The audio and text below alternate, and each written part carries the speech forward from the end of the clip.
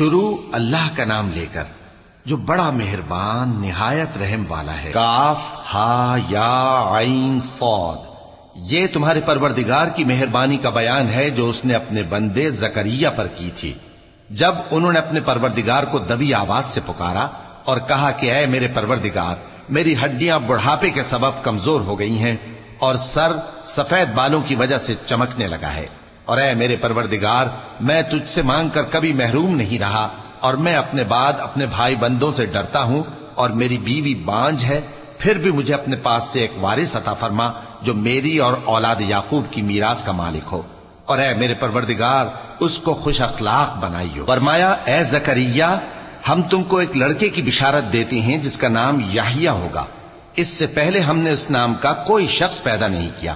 انہوں نے کہا کہ پروردگار، میرے ہاں کس طرح لڑکا ہوگا جبکہ میری بیوی بانجھ ہے اور میں بڑھاپے کی اس حالت کو پہنچ گیا کہ سوکھ گیا ہوں؟ حکم ہوا کہ اسی طرح ہوگا۔ تمہارے پروردگار نے فرمایا ہے کہ مجھے یہ آسان ہے، اور میں پہلے تم کو بھی تو پیدا کر چکا ہوں اور تم کچھ چیز نہ تھے۔ کہا کہ پروردگار، میرے لیے کوئی نشانی مقرر فرما۔ فرمایا نشانی یہ ہے کہ تم صحیح و سالم ہوتے ہوئے 3 رات دن لوگوں سے بات نہ کر سکو گے۔ پھر وہ عبادت کے حجرے سے نکل کر اپنی قوم کے پاس آئے تو ان سے اشارے سے کہا کہ صبح و شام تسبیح کرتے رہو۔ فرمایا اے یحییٰ، ہماری کتاب کو مضبوطی سے تھامے رہو، اور ہم نے ان کو لڑکپن ہی میں دانائی عطا فرمائی تھی اور اپنے پاس سے شفقت اور پاکیزگی دی تھی، اور وہ پرہیزگار تھے، اور وہ اپنے ماں باپ کے ساتھ نیکی کرنے والے تھے اور سرکش اور نافرمان نہیں تھے۔ اور جس دن وہ پیدا ہوئے اور جس دن وفات پائیں گے اور جس دن زندہ کر کے اٹھائے جائیں گے ان پر سلام ہے۔ اور کتاب یعنی قرآن میں مریم کا بھی تذکرہ کرو، جب وہ اپنے لوگوں سے الگ ہو کر مکان کے مشرقی حصے میں چلی گئیں، پھر انہوں نے ان کی طرف سے پردہ کر لیا تو ہم نے ان کی طرف اپنا فرشتہ بھیجا، سو وہ ان کے سامنے ایک خوبصورت مرد کی صورت میں آیا۔ مریم بولی کہ اگر تم پرہیزگار ہو تو میں تم سے بچنے کے لیے رحمان کی پناہ لیتی ہوں۔ فرشتے نے کہا کہ میں تو تمہارے پروردگار کا بھیجا ہوا یعنی فرشتہ ہوں، اور اس لیے آیا ہوں کہ تمہیں پاکیزہ لڑکا بخشوں۔ مریم نے کہا کہ میرے ہاں لڑکا کیوں کر ہوگا جبکہ مجھے کسی مرد نے بطور شوہر چھوا تک نہیں اور میں بدکار بھی نہیں ہوں۔ فرشتے نے کہا کہ یوں ہی ہوگا۔ تمہارے پروردگار نے فرمایا کہ یہ مجھے آسان ہے اور میں اسے اسی طریق پر پیدا کروں گا تاکہ اس کو ہم لوگوں کے لیے اپنی طرف سے نشانی اور ذریعہ رحمت بنائیں، اور یہ کام مقرر ہو چکا ہے۔ چنانچہ وہ اس بچے کے ساتھ حاملہ ہو گئیں اور اسے لے کر ایک دور جگہ چلی گئیں۔ پھر درد ذہ ان کو کھجور کے تنے کی طرف لے آیا، کہنے لگیں کہ کاش میں اس سے پہلے مر چکتی اور بھولی بسری ہو گئی ہوتی۔ تب ان کے ٹیلے کے نیچے کی جانب سے فرشتے نے ان کو آواز دی کہ غمناک نہ ہو، تمہارے پروردگار نے تمہارے نیچے ایک چشمہ پیدا کر دیا ہے، اور کھجور کے تنے کو پکڑ کر اپنی طرف ہلاؤ، وہ تم پر تازہ عمدہ کھجوریں گرائے گا، تو کھاؤ اور پیو اور آنکھیں ٹھنڈی کرو۔ اگر تم کسی آدمی کو دیکھو تو کہنا کہ میں نے اللہ کے لیے روزے کی منت مانی، تو آج میں کسی آدمی سے ہرگز کلام نہیں کروں گی۔ پھر وہ اس بچے کو اٹھا کر اپنی برادری والوں کے پاس لے آئیں۔ وہ کہنے لگے کہ مریم، یہ تو نے برا کام کیا۔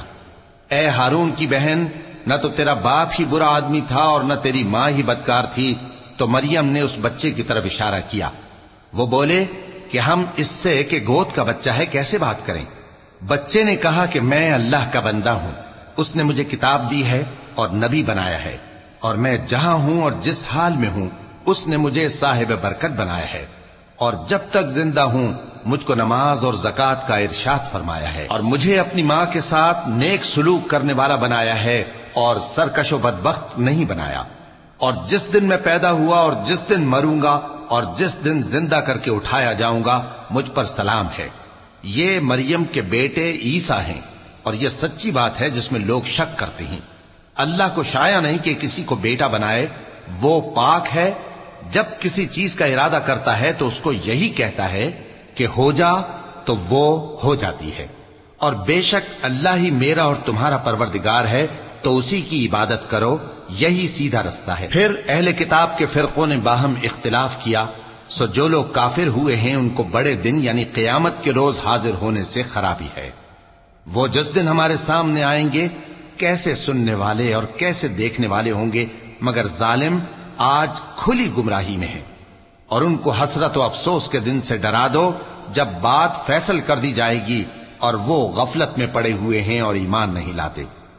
ہم ہی زمین کے اور جو لوگ اس پر بستے ہیں ان کے وارث ہوں گے اور ہماری ہی طرف ان کو لوٹنا ہوگا۔ اور کتاب میں ابراہیم کا ذکر کرو، بے شک وہ نہایت سچے تھے، پیغمبر تھے۔ جب انہوں نے اپنے باپ سے کہا کہ ابا، آپ ایسی چیزوں کو کیوں پوچھتے ہیں جو نہ سنیں اور نہ دیکھیں اور نہ آپ کے کچھ کام آ سکیں؟ ابا، مجھے ایسا علم ملا ہے جو آپ کو نہیں ملا، تو میرے ساتھ ہو جائیے، میں آپ کو سیدھی راہ پر لے چلوں گا۔ ابا، شیطان کی پوجا نہ کیجیے، بے شک شیطان اللہ کا نافرمان ہے۔ ابا، مجھے ڈر لگتا ہے کہ آپ کو اللہ کا عذاب آ پکڑے تو آپ شیطان کے ساتھی ہو جائیں۔ اس نے کہا کہ ابراہیم، کیا تو میرے معبودوں کے خلاف ہے؟ اگر تو باز نہ آئے گا تو میں تجھے سنسار کر دوں گا اور تو ہمیشہ کے لیے مجھ سے دور ہو جا۔ ابراہیم نے سلام علیکم کہا اور کہا کہ میں آپ کے لیے اپنے پروردگار سے بخشش مانگوں گا، بے شک وہ مجھ پر نہایت مہربان ہے، اور میں آپ لوگوں سے اور جن کو آپ اللہ کے سوا پکارا کرتے ہیں ان سے کنارہ کرتا ہوں اور اپنے پروردگار ہی کو پکاروں گا۔ امید ہے کہ میں اپنے پروردگار کو پکار کر محروم نہیں رہوں گا۔ اور جب ابراہیم ان لوگوں سے اور جن کی وہ اللہ کے سوا پرستش کرتے تھے الگ ہو گئے تو ہم نے ان کو اسحاق اور اسحاق کو یعقوب بخشے اور ہر ایک کو پیغمبر بنایا، اور ہم نے ان کو اپنی رحمت سے بہت سی چیزیں عنایت کی اور ان کا ذکر جمیل بلند کیا۔ اور کتاب میں موسیٰ کا بھی ذکر کرو، بے شک وہ ہمارے برگزیدہ تھے اور رسول تھے، نبی تھے، اور ہم نے ان کو طور کی داہنی طرف سے پکارا اور باتیں کرنے کے لیے نزدیک بلایا، اور اپنی مہربانی سے ان کو ان کا بھائی ہارون پیغمبر بنا کر عطا کیا۔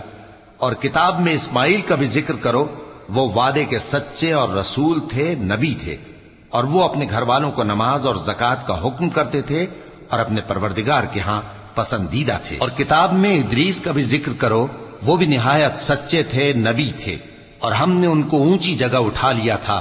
یہ وہ لوگ ہیں جن پر اللہ نے اپنے پیغمبروں میں سے فضل کیا، یعنی اولاد آدم میں سے، اور ان لوگوں میں سے جن کو ہم نے نوح کے ساتھ کشتی میں سوار کیا، اور ابراہیم اور یعقوب کی اولاد میں سے، اور ان لوگوں میں سے جن کو ہم نے ہدایت دی اور جنہیں برگزیدہ کیا۔ جب ان کے سامنے ہماری آیتیں پڑھی جاتی تھیں تو سجدے میں گر پڑتے اور روتے رہتے تھے۔ چونکہ آیت سجدہ تلاوت کی گئی ہے لہذا سامعین پر سجدہ واجب ہے۔ پھر ان کے بعد چند ناخلف ان کے جانشین ہوئے جنہوں نے نماز کو ضائع کر دیا اور خواہشات نفسانی کے پیچھے لگ گئے، سو ان قریب ان کو گمراہی کی سزا ملے گی۔ ہاں، جس نے توبہ کی اور ایمان لایا اور عمل نیک کیے تو ایسے لوگ بہشت میں داخل ہوں گے اور ان کا ذرا نقصان نہ کیا جائے گا، یعنی ہمیشہ کی بہشتوں میں جس کا اللہ نے اپنے بندوں سے وعدہ کیا ہے کہ جو ان کی آنکھوں سے پوشیدہ ہے۔ بے شک اس کا وعدہ نیکوکاروں کے سامنے آنے والا ہے، وہ اس میں سلام کے سوا کوئی بیہودہ کلام نہ سنیں گے اور ان کو صبح و شام کھانا ملے گا۔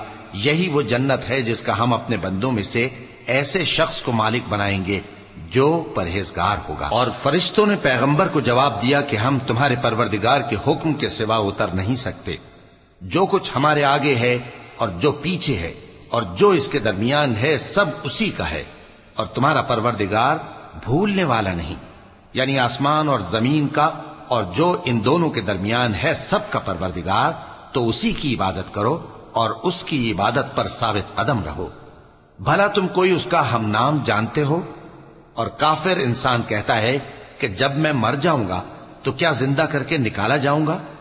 کیا ایسا انسان یاد نہیں کرتا کہ ہم نے اس کو پہلے بھی تو پیدا کیا تھا جبکہ وہ کچھ بھی چیز نہ تھا؟ سو تمہارے پروردگار کی قسم ہم ان کو جمع کریں گے اور شیطانوں کو بھی، پھر ان سب کو جہنم کے گرد حاضر کریں گے اور وہ گھٹنوں پر گرے ہوئے ہوں گے۔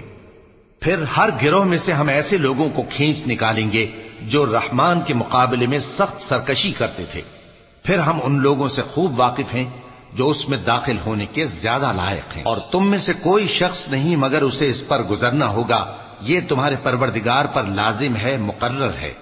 پھر ہم پرہیزگاروں کو نجات دیں گے اور ظالموں کو اس میں گھٹنوں کے بل پڑا ہوا چھوڑ دیں گے۔ اور جب ان لوگوں کے سامنے ہماری آیتیں پڑھی جاتی ہیں تو جو کافر ہیں وہ مومنوں سے کہتے ہیں کہ دونوں فریق میں سے مکان کس کے اچھے اور مجلسیں کس کی بہتر ہیں، اور ہم نے ان سے پہلے بہت سی امتیں ہلاک کر دیں، وہ لوگ ان سے ٹھاٹ باٹ اور نمود و نمائش میں کہیں اچھے تھے۔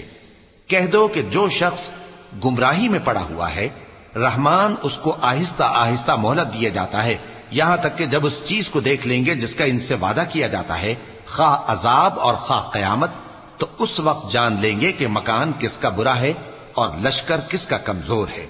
اور جو لوگ ہدایت یاب ہیں اللہ ان کو زیادہ ہدایت دیتا ہے، اور نیکیاں جو باقی رہنے والی ہیں وہ تمہارے پروردگار کے ہاں صلے کے لحاظ سے خوب اور انجام کے اعتبار سے بہتر ہیں۔ بھلا تم نے اس شخص کو دیکھا جس نے ہماری آیتوں سے کفر کیا اور کہنے لگا کہ اگر میں ازسر نو زندہ ہوا بھی تو یہی مال اور اولاد مجھے وہاں ملے گا؟ کیا اس نے غیب کی خبر پالی ہے یا اللہ کے یہاں سے عہد لے لیا ہے؟ ہرگز نہیں، یہ جو کچھ کہتا ہے ہم اس کو لکھتے جاتے اور اس کے لیے آہستہ آہستہ عذاب بڑھاتے جاتے ہیں، اور جو چیزیں یہ بتاتا ہے ان کے ہم وارث ہوں گے، اور یہ اکیلا ہمارے سامنے آئے گا، اور ان لوگوں نے اللہ کے سوا اور معبود بنا لیے ہیں تاکہ وہ ان کے لیے موجب عزت ہوں۔ ہرگز نہیں، وہ معبود ان کی پرستش سے انکار کریں گے اور ان کے دشمن و مخالف ہوں گے۔ کیا تم نے نہیں دیکھا کہ ہم نے شیطانوں کو کافروں پر چھوڑ رکھا ہے کہ وہ ان کو خوب اکساتے رہتے ہیں؟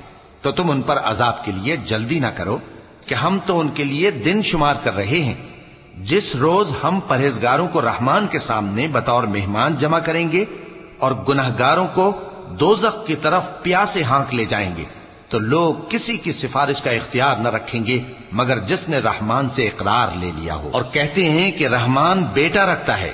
ایسا کہنے والو، یہ تو تم بری بات زبان پر لاتے ہو۔ قریب ہے کہ اس جھوٹ سے آسمان پھٹ پڑیں اور زمین شق ہو جائے اور پہاڑ پارا پارا ہو کر گر پڑیں کہ انہوں نے رحمان کے لیے بیٹا تجویز کیا، اور رحمان کو شایع نہیں کہ کسی کو بیٹا بنائے۔ ہر شخص جو آسمانوں اور زمین میں ہے رحمان کے روبرو بطور بندہ ہی آئے گا۔ اس نے ان سب کو اپنے علم سے گھیر رکھا اور ایک ایک کو شمار کر رکھا ہے، اور یہ سب قیامت کے دن اس کے سامنے اکیلے اکیلے حاضر ہوں گے۔ اور جو لوگ ایمان لائے اور عمل نیک کیے، رحمان ان کی محبت مخلوقات کے دل میں پیدا کر دے گا۔ اے پیغمبر صلی اللہ علیہ وآلہ وسلم، ہم نے یہ قرآن تمہاری زبان میں آسان بنا کر نازل کیا ہے تاکہ تم اس سے پرہیزگاروں کو خوشخبری پہنچا دو اور جھگڑالوؤں کو ڈر سنا دو، اور ہم نے ان سے پہلے بہت سے گروہوں کو ہلاک کر دیا ہے۔ بھلا تم ان میں سے کسی کو دیکھتے ہو یا کہیں ان کی بھنک سنتے ہو؟